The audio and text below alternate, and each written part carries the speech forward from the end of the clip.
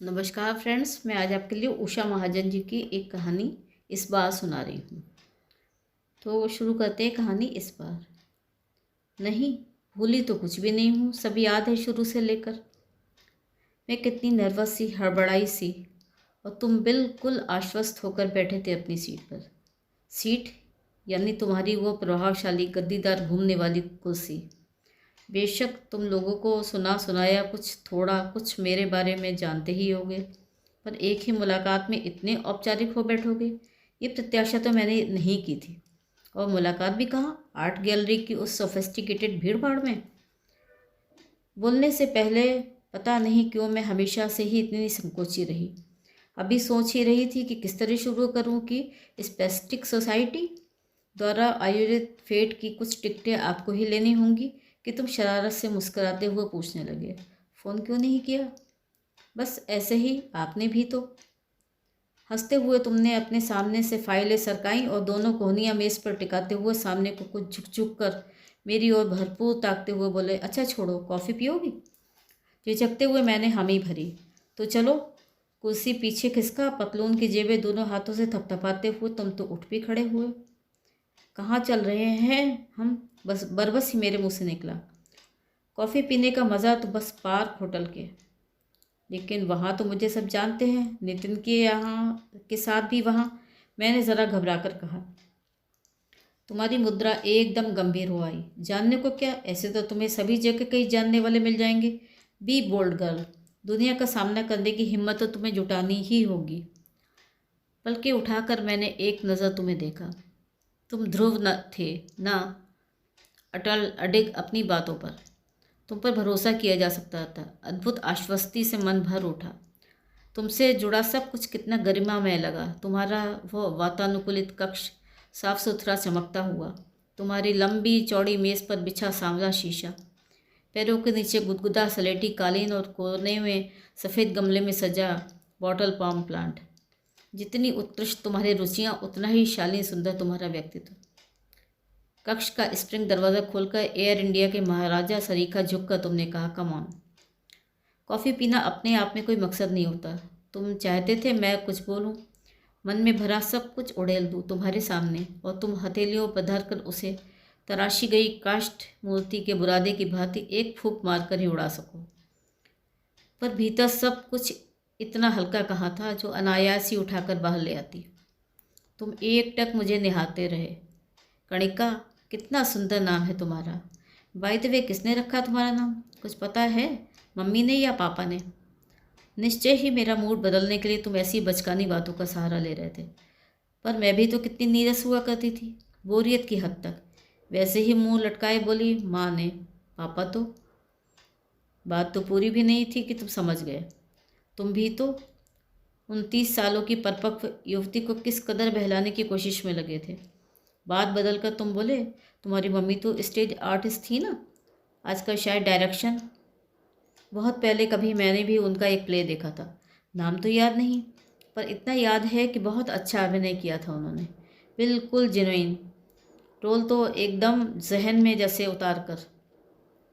मेरे चेहरे पर कई रंग एक साथ आए और गए। पता नहीं कैसी एक हलचल सी मचने लगी उस क्षण मेरे भीतर।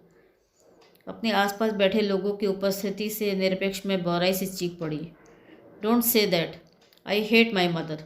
मुझे नफरत अपनी माँ से। तुमने चारों ओर सशंकित सी दृष्टि दौड़ाई। मेज़ पर धरी कपकपाती हुई मेरी पलटी हथेलियों पर हल्के से थपथपाते हुए बोले, रिलैक्स, और बैरे का इंतजार किए बिना बिल चुकाने काउंटर पर चले गए। उस दिन हमारे बीच और कोई बात न हो सकी। सोचा आपकी शायद तुम आओगे या कम से कम फ़ोन तो करोगे, पर वर्किंग वीमेंस हॉस्टल का मेरा सार्वजनिक सा कमरा, तुम मिलना भी चाहते तो आते कैसे?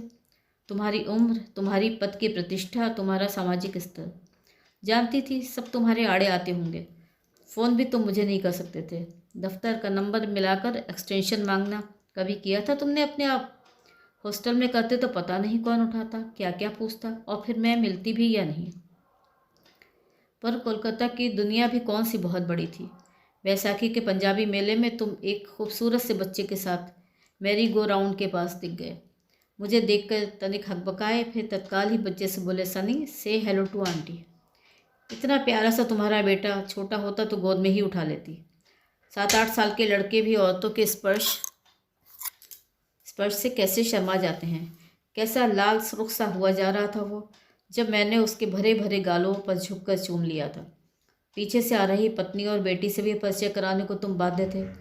तुम्हारे व्यवहार से लग रहा था जैसे तुम झिझक से गए थे। बेटी की शक्ल सूरत बिल्कुल तुम पे थी। युवा होती उसकी अनमयस सी आंखें, सच मुझे बहुत प्यारी लगी थी वो। तुमने मुझे अपने घर आने का निमंत्रण दिया था रत्ना जी। तुम्हारी पत्नी ने भी हाँ में हाँ मिलाते हुए आने को कहा। अपने जन्मदिन पर शिमला के हॉस्टल से तुम्हारी बिटिया का भेजा बर्थडे कार्ड देखकर मैं सकते में आ गई थी। मेरा पता तो उसे तुमने ही दिया होगा, और कैसे कहा होगा कि उसे मुझे कार्ड भेजने को। उसमें लिखा एक एक शब्द मैंने तुम्हारी ओर से ही लिखा समझा था। ओह ध्रुव, कैसे बताऊं कितना मन भराया था। नितिन को तो कभी मेरा जन्मदिन याद ही नहीं रहा, बल्कि यूँ कहूँ कि यह दिन हर साल हम दोनों के बीच गुजरा सबसे मनहूस दिन रहा होगा।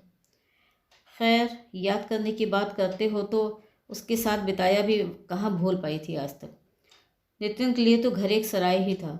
संवेदना के धरातल पर दुनिया को समझने का दावा करने वाले ये बुद्धिजीवी अपने ही परिवार के लिए पता नहीं क्यों इतने पंगु होते हैं। पुरुष के रूप में उसे प्राप्त करके भी मन का छोर कब पकड़वाई थी उसका। उसके जीवन के विभिन्न पक्षों में सिर्फ मैं एक थी। मैंने तो उसे जीवन की संपूर्ण परिधि ही बना रखा था। फिर भी पता नहीं क्या कमी रह गई थी उसने मुझ में की। पर तुमने क्या देखा था मुझ में ध्रुव, जो सब कुछ भूल भाल कर मेरे उस निषिद्ध हॉस्टल के फाटक तक आ पहुँचे थे। कणिका, तुम्हारे साथ कुछ वक्त बिताना चाहता हूँ, चलोगी थोड़ी देर के लिए मेरे साथ? बिना कुछ कहे नीचे उतर मैं तुम्हारी गाड़ी में तुम्हारे साथ वाली सीट पर आ बैठी। तुम्हारे चेहरे से तुम्हारी परेशानी साफ झलक रही थी। फिर भी मैंने तुमसे कुछ भी नहीं पूछा। ये भी नहीं कहा कि ध्रुव, इतना बड़ा तुम्हारा ओहदा, पैसा, सिगरेट, शराब, पार्टियाँ, खूबसूरत तुम्हारी बीवी और इतने प्यारे प्यारे बच्चे, फिर भी तुम सबको छोड़कर यहाँ मेरे पास लॉन्ग ड्राइव पर चलोगी? मैंने तुम्हारी ओर देख बिना कुछ कहे ही स्वीकृति दे दी। काफ़ी देर तक तुम पता नहीं किस धुन में गाड़ी भगाए लिए जाते रहे और हम दोनों के बीच सिर्फ मौन ही बोलता रहा।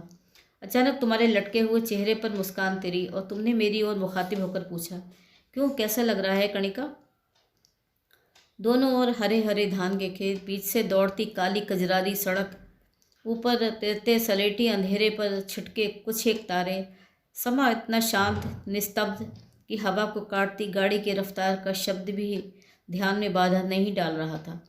वैसे ही तंदिल मुद्रा में मैंने कहा, अच्छा लग रहा है।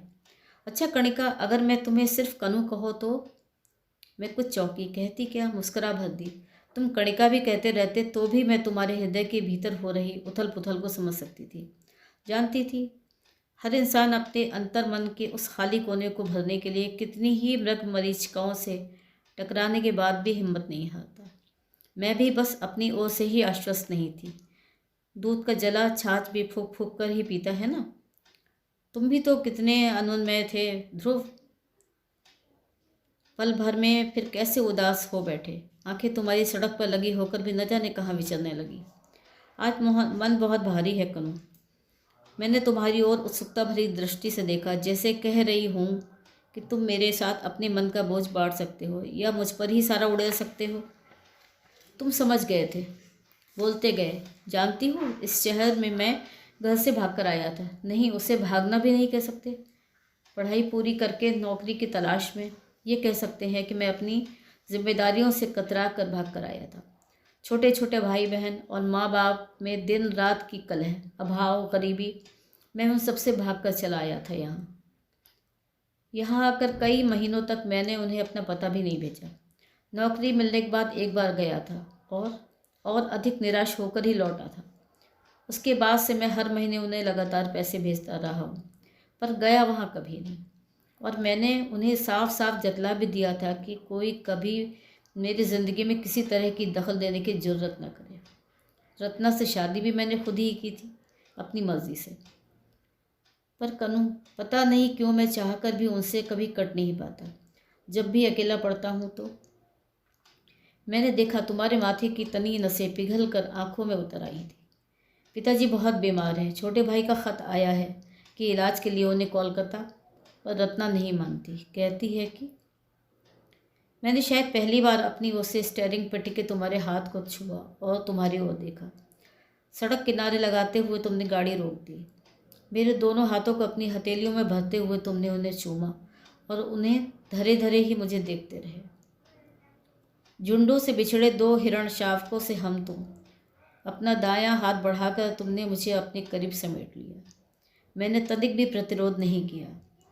एक दूसरे के कंधे पर झुके, पता नहीं उस अछूते एकांत में मुदी आंखों तले हम कितने ही क्षण, कितने ही लम्हे एक अद्भुत सी अचेतनावस्था में गुजार दिए। अपने अपने अकेलेपन से बोझिल हम एक दूसरे में हल्के होने के आसार तलाश रहे थे। हमारे बीच देहें थी, जीती जागती हाड़ मांस की देहें, पर देह के अस्तित्व का एहसास ही तब हमें कहाँ हो रहा था। सामने से आते किसी ट्रक की हेडलाइटों की रोशनी ने हमारी तंद्रा तोड़ी। मैंने घबरा कर कहा, वापस चलें, बहुत देर हो चली। मुझे वैसे ही थामे तुमने कहा, डर लग रहा है। मैं कुछ नहीं बोली, बस सामने ताकने लगी। मुझसे? तुमने फिर पूछा। नहीं, सामने फैले हुए अंधेरे से। तुम कुछ नहीं बोले। तुमने जिद भी नहीं की। उस वक्त तुम सचमुच बेहद चिंतातुर थे अपने पिता को लेकर, और मैं थी कि उस वक्त तुम्हें चिंता मुक्त करने के लिए कुछ भी कर सकती थी। पर तुमने मेरी बात को शब्दशः ले लिया और गाड़ी वापस मोड़ दी। रास्ते भर तुम कुछ भी नहीं बोले, और मैं भी बोलती तो भला क्या। पूरा एक हफ्ता बीत गया। इंतज़ार कभी सोचती क्यों कर रही हूँ, आखिर तुमसे मुझे अपेक्षा भी क्या थी। पर न जाने क्यों तुम्हें देखने को जी कर रहा था। मन हो रहा था तुम्हारी परेशानियों को बांट सकूं। हम में तुम में कोई संवाद भी ना हो तो भी तुम्हारे साथ होने में ही एक सुकून था, एक सांत्वना थी। पर तुम पूरे हफ्ते नहीं मिले, न ही कोई खबर तुम्हारी। बदरंग दीवारों, खुरदरे फर्श और धूलमयी खिड़कियों वाले उस घुटन भरे दफ्तर की एक रास्ता से उगती मैं सचमुच ही तुमसे मिलना चाहती थी। तुम आए, पर तुम तो नितांत निश्चिंत अपने आप में ही संतुष्ट दिख रहे थे। हफ्ते भर का समय कोई कम तो नहीं होता, और तुम्हारी परेशानियां बांटने को सिर्फ एक मैं ही तो नहीं थी। तुम्हारा अपना घर था, तुम्हारी पत्नी थी। इस बीच तुम स्वयं ही अपनी चिंताओं से निपट चुके थे शायद। फिर भी तुम क्यों आए थे मुझसे मिलने? तुम मुझसे बार बार मिलने क्यों आते रहे? और न जाने क्यों मैं हर बार अपनी दुविधाओं के बावजूद तुम्हारे साथ हो लेती थी। पता नहीं क्यों। कभी तुम कहते आज खाना तंदूर में ही खाएंगे, या फिर मैंडेरिन में चाइनीज़ चलेगा। कभी तुम भुवनेश्वर के दौरे से लौटते तो मेरे लिए साड़ी ले आते। कभी हैदराबाद से आते तो मोतियों के बुंदे। झूठ नहीं कहूँगी कि ये सब मुझे अच्छा नहीं लगता था। ये भी नहीं कहूँगी कि मुझे तुमसे कुछ चाहिए ही नहीं। लेकिन क्या यही सब चाहिए था मुझे तुमसे? इन सब की ही प्रत्याशा होती तो नितिन ही क्या बुरा था। हर बार मैंने चाहा कि नितिन को लेकर या माँ के संबंध में अपने भीतर के सारे मुद्दे कपाट तुम्हारे सामने खोल दूँ। तुम मेरे अंतस के सारे घाव को अपने पन से के हाथों से सहला दो। पर जब जब भी हम मिले तुम दूसरी बातों में इतने उलझ गए कि मुझे हर बार यही लगा कि अभी वो वक्त नहीं आया है। फिर भी मानती हूँ कि तुमने मेरे लिए बहुत कुछ किया। तुमसे मदद न हुई होती तो मैं उस जगह पर होती जहाँ आज हूँ। याद है, सब पारदर्शी कांच की भांति साफ साफ याद है। उस दिन तुमने मुझे हॉस्टल में फ़ोन किया था, मैं मिली नहीं और तुम्हारा संदेश मुझ तक पहुंचा नहीं। अगले दिन मिले तो तुम खूब लाल पीले हुए थे। Leave this bloody hostel. जानती हो, कल मैंने इस मनहूस बिल्डिंग के कितने चक्कर काटे, और तुम? मेरी कोई दलील सुनने को तुम तैयार नहीं थे। बोले तो फिर बोलते ही चले गए। अभी तुम्हारी उम्र ही क्या है कनू, तुम्हें आगे की भी कुछ सोचनी चाहिए। आखिर कब तक रहोगी इस हॉस्टल में और इस बेकार की कंपनी में? फिर माथे पर हाथ धरे काफ़ी देर तक तुम सोचते रहे। कुछ ख्याल आया और बोले, दिवाकर की कंपनी का एडवर्टाइजमेंट भी आजकल में ही निकलने वाला है, तुम अप्लाई कर देना। मैं उससे कह दूँगा। बहुत अच्छी फर्म है, अच्छे पैसे मिलेंगे, रेस्पेक्टेबल जॉब है, और सबसे बढ़कर तुम्हें कंपनी लीज का फ्लैट भी दिलवाने की कोशिश करूँगा। तुमने उन्हें कह दिया था, नौकरी मुझे मिल गई थी, सब कुछ तुम्हारे कहे अनुसार ही हुआ था। कंपनी लीज का फ्लैट भी मेरे नाम अलॉट हो गया था। इस बड़े से शहर में एक छोटा सा घर मेरा अपना, मेरा बिल्कुल अपना। जिसको खोलना और बंद करना मेरे हाथ में था, सिर्फ मेरे हाथ में। एक घर वो भी था नितिन के साथ साझा, जिसे कभी अपना समझती रही थी। उस घर के लॉन के कोने में अपने हाथों रोपा वो चंपा का नन्हा सा पौधा। पहली बार जब उसके छोटे से तन में 3 भूरी भूरी पत्तियां फूटी थी तो लगा था जैसे मेरे भीतर ही कोई सृजन हुआ हो। रोम रोम सिहर उठा था मेरा। रोज़ सुबह उठकर मूड चाहे जैसा भी हो उसे देखने निकलती थी मैं बाहर। उस दिन उसके पत्ते कुछ और बड़े होते। जानती हूँ इंसान पौधे और पत्ते नहीं बन सकते कि जहाँ जमे हों वहीं बढ़ते रहें। उस घर से अपनी जड़ें काट आई थी, फिर भी मैं बढ़ना चाहती थी। भीतर बाहर अपने आप को इतना फैला देना चाहती थी कि अतीत के वे काले धब्बे कुछ तो धुंधले पड़ते। भविष्य की तब मुझे कुछ सूझ ही नहीं थी। मेरे सामने था बस मेरा वर्तमान, जैसा भी था। अपने अकेलेपन के बावजूद मैं उसे सहनीय बनाना चाहती थी। हॉस्टल से अपना सामान समेट मैं लेक गार्डन के अपने फ्लैट में शिफ्ट हो गई। पूरा हफ्ता तो मुझे घर के लिए शॉपिंग करने और उसे सेट करने में ही लग गया। इस बीच तुम दौरे पे गए हुए थे। अगर शहर में होते तो जानती थी कि तुमने कुछ भी मुझे अकेले न करने दिया होता और ना ही मुझे कोई बिल चुकाने दिया होता। पता नहीं क्यों ध्रुव, मुझे लगा कि तुम मुझे अपने ऊपर अधिक से अधिक आश्रित बनाने के धुन में लगे रहते थे। भले ही जानबूझकर नहीं, अनजाने में ही सही, पर मैं तो स्वयं ही खोजने निकली हुई थी। शायद जानबूझकर ही मैंने अपने इस नए घर के में प्रवेश तुम्हारी अनुपस्थिति में ही करना उचित समझा। 11:15 बजे होंगे, तुम अचानक ही आ गए। इतनी रात गए? बस सोने जाने ही वाली थी, सिर्फ पेटीकोट और ब्लाउज में ही थी। दौड़ी दौड़ी कमरे में गई और जल्दी से साड़ी लपेट कर वापस लौटी। तुम किंचित खिन्न से दिखे, फिर भी मुस्कुराने की कोशिश करते हुए तुम उठकर मेरे पास आए। जेब से एक छोटी सी डिबिया निकाल तुमने उसे खोला। मेरी तो आंखें ही चौंधी आ गई। मेरी उंगली में वो अंगूठी सरकाते हुए तुमने पूछा, पसंद है? मैं कुछ कह पाती इससे पहले ही तुमने मुझे अपने बाहुपाश में बांध लिया। स्वीट हार्ट, तुम नहीं जानती तुम्हारे लिए मुझे क्या क्या करना पड़ता है। एयरपोर्ट से सीधे तुम्हारे हॉस्टल ही गया था। पता चला तुमने शिफ्ट कर लिया। तसल्ली हुई। चलो मुसीबत से छोटे। सोचा घर उधर से करीब था इसलिए नहा धोकर ही आऊँ। चलने लगा तो रत्ना पीछे पड़ गई। अकेले आने ही नहीं दे रही थी, साथ आने की जिद करने लगी। मुश्किल से ही समझा कर आया हूँ कि स्टेप पार्टी में जा रहा हूँ, और यहाँ तुम अभी तक फॉर्मेलिटी ही करती रहती हो मुझसे। साड़ी पहनने जाने की क्या ज़रूरत थी भला? मैं तुम्हें अपने चेहरे के भाव नहीं दिखाना चाहती थी। तुम्हारे बाहुपाश से मुक्त होते ही सीधी किचन की तरफ मुड़ गई। कॉफ़ी बना कर लाती हूँ। सुनो, ठहरो करूँ, रहने दो कॉफ़ी, मेरा मन कर रहा है ना, मैंने कहा। इस रात हम दोनों ने अपने अपने जीवन का एक कीमती हिस्सा हमेशा हमेशा के लिए तहस नहस कर डाला। जाने से पहले तुमने मुझे क्या क्या नहीं कहा। स्वार्थी, कृतज्ञ, स्वयं केंद्रित, अवसरवादी और न जाने क्या कहा। नहीं ध्रुव, मैंने तुम्हारी किसी भी बात का बुरा नहीं माना। इस बात का भी नहीं कि तुमने मुझे पत्थर की शिला की तरह ठंडा कहा, फ्रिजिड और इनसेंसिटिव। लेकिन अगर मैं तुम्हें बता दूं कि मैं पत्थर की शिला की तरह ठंडी नहीं हूँ, फ्रिजिड और इनसेंसिटिव भी नहीं। अगर मैं तुमसे ही पूछूं ध्रुव कि तुम ही अब वही क्यों नहीं रहे थे जिसे उस लॉन्ग ड्राइव के दौरान मैं स्वयं ही समर्पित होने को तत्पर हो गई थी, और अगर मैं कहूँ कि उस रात तुम मुझे कैसे लगे जानते हो? तुम उस रात मुझे बचपन की उस त्रासदी की तरह लगे, पापा की अनुपस्थिति में माँ के पास आने वाले अंकल की तरह। धन्यवाद। तो आज की कहानी थी ये इस बार। अगर पसंद आई हो तो मेरे चैनल को सब्सक्राइब ज़रूर करिएगा।